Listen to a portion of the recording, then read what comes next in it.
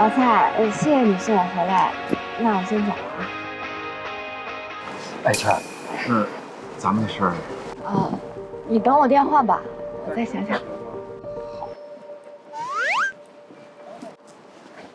哎，哥们儿，你上错车了吧？刚那是孙圈圈吗？对啊。想搞定他就跟我走。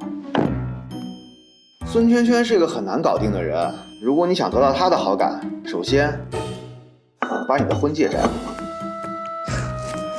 琛，你是误会了，我们只是在谈生意，不是你想的那种关系。我说的就是生意，这个项目原本是我的，我了解他，我可以帮你搞定他的项目。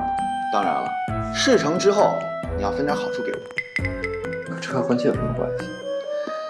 因为他不喜欢已婚男人。大哥，这是在谈生意还是在谈感情？有区别吗？感情是和人谈，生意也是和人谈啊。你不是在诓我吧？信不信由你。我当初和孙总合作的也很顺利，直到有一天，他知道我已婚之后，就暂停了我们合作的进度。老蔡，孙总，这是策划案，你看看。可以，这个方案确实给了我新的灵感。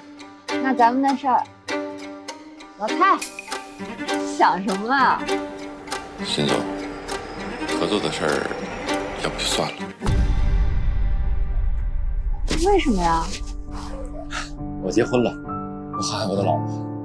当初创业的时候，我什么都给不了她，但她从没嫌弃过我，反而一直给我鼓励，陪我度过了那段最难的日子。所以呢？所以我还是算了。为什么不能合作了呀？你没看到吗？这是第二的婚戒。我知道啊，这是第二的婚戒，一生只能送一个人。正因为你带着这枚婚戒，所以我更愿意给你这次机会啊。你不是不和已婚男人进行合作吗？谁说的呀？站住！快点，都站俊子。所以你觉得我不跟你合作了，是因为你结婚了，而且你还相信了。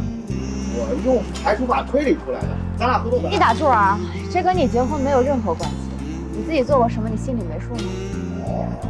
哎，老婆，我加班呢，你自己吃吧啊。哎，宝贝，这边。哎，对婚姻不忠的人，也不是一个值得信任的合作伙伴。至于你，愿意为了家庭的和睦放弃这次的合作，不难看出你是一个对家庭很有责任、非常可靠的人。跟你合作，我也是放心，所以这份项目就交给你了。谢谢。老婆，生意看成，我顺势接你。果然，好幸福幸福。爱妻才是男人最大的财富。